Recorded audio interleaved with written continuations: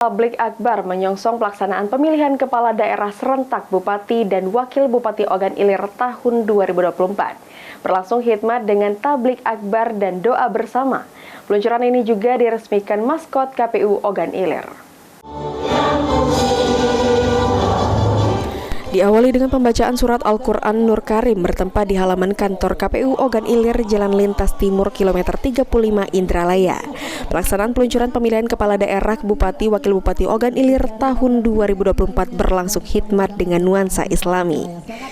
Pegelaran peluncuran ini juga dilakukan dengan tablik akbar dan doa bersama.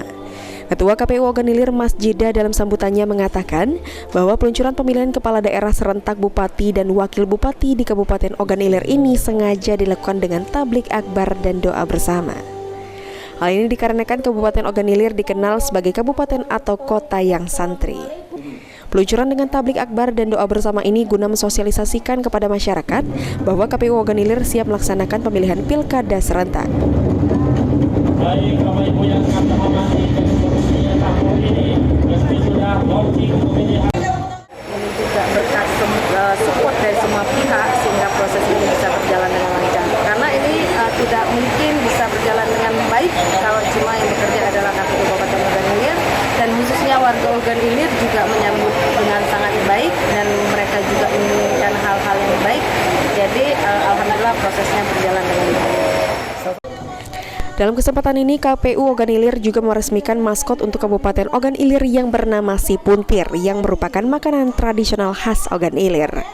Sementara itu, dalam ceramah agamanya, Ustadz Hilman Fauzi mengajak masyarakat Ogan Ilir dalam menghadapi pemilihan kepala daerah pada 27 November 2024 nanti untuk senantiasa selalu syukur, sabar, dan menjaga silaturahmi. Menurutnya, perbedaan pilihan dalam pilkada merupakan hal yang wajar dan patut disyukuri.